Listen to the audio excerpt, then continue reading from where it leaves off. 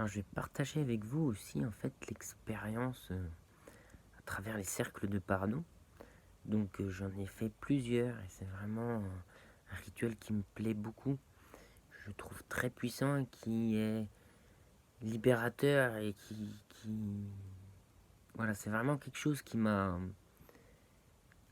touche vraiment l'être et c'est au-delà du conceptuel, quoi, hein. C'est vraiment,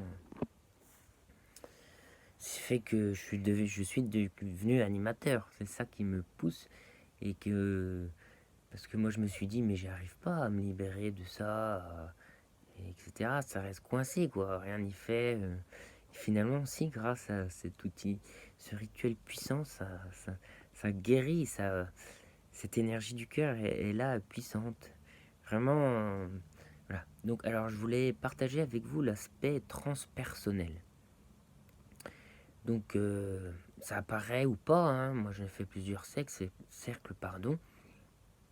Chaque fois, c'est différent et dans un même cercle, ça travaille sur plusieurs plans, à mon avis, voilà, où c'est à chaque fois différent. Donc, c'est ça peut-être aussi l'importance d'en faire plusieurs.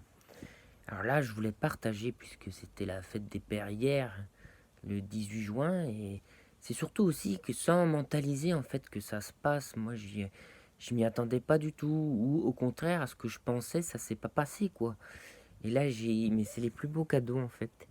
Alors, hier, donc j'étais 18 juin. Ça s'est fait le 17 juin, mais c'était. Voilà, le 17 juin, en plus, c'est une date historique. Et pour le débarquement, le 18 juin, là, c'était la fête des pères. Et c'était à ma formation, là, on était 45, donc 41 avec les 4 animateurs. Et le cercle était fantastique autour d'un gros tilleul d'argent d'Argueil, du coup, c'était au domaine d'Argueil. Et merci à tous et à toutes pour leur participation et à l'expérience que moi j'ai pu vivre du coup. Alors tout simplement, une partie, je vous raconte qu'une partie. Déjà que des fois je suis un peu réticent à partager du coup, mais là une partie. Alors moi j'ai eu la joie je pense, de voir mon grand-père en fait. J'ai encore un grand-père, j'ai la chance de l'avoir vivant, qui s'appelle du côté de ma mère, donc il a 95 ans, il est toujours en vie. Mais j'ai perdu mon grand-père du côté de mon père beaucoup plus tôt. Voilà, je pense que j'avais 14 ans, 13-14 ans, j'étais en troisième. Voilà. Et c'est vrai que j'aimais beaucoup cet homme. Donc l'aspect transpersonnel, donc ça a apparu à travers une femme. C'était une femme qui était en face de moi. Mais comment dire, l'énergie fluctue et même quelques petits traits de visage. Et comment que ça se passe dans cette énergie-là? Il y a quelque chose d'autre qui passe. Elle faisait canal, tout simplement, en fait. Comme dans les constellations familiales. Les constelles, vous avez déjà pratiqué cet outil aussi formidable que j'adore. Et ça m'a permis vraiment de le revoir. Et puis, j'avais beaucoup. Je pense que j'avais pas fait son. J'ai pas eu le temps de pleurer son départ, en fait. Puis pour moi, ça a toujours été très dur d'accueillir les émotions, en fait, de pleurer, d'exprimer ma colère. Et je sais que je l'aimais beaucoup parce qu'il était, bon, c'était un grand homme.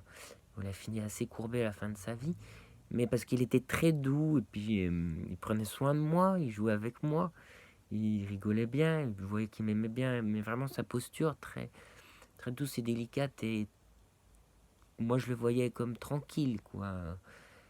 Mais quand on a un regard d'enfant, on voit pas les autres soucis derrière. Peut-être que maintenant, avec l'âge adulte, je vois d'autres soucis qu'il aurait pu se faire, voilà. Mais moi, j'appréciais sa douceur, sa bienveillance, quoi. Et j'ai vraiment été très heureux de le percevoir, de le voir. C'est un cadeau magique pour moi. Et puis j'ai pu guérir cette blessure qu'il est parti, en fait. Donc il a laissé un gros vide. Et ressentir l'amour que j'avais pour lui, de revoir. Voilà, c'est ça qui est intéressant des fois quand on parle du transpersonnel. C'est aussi, ça fait du bien ils sont toujours là d'une autre manière, en fait.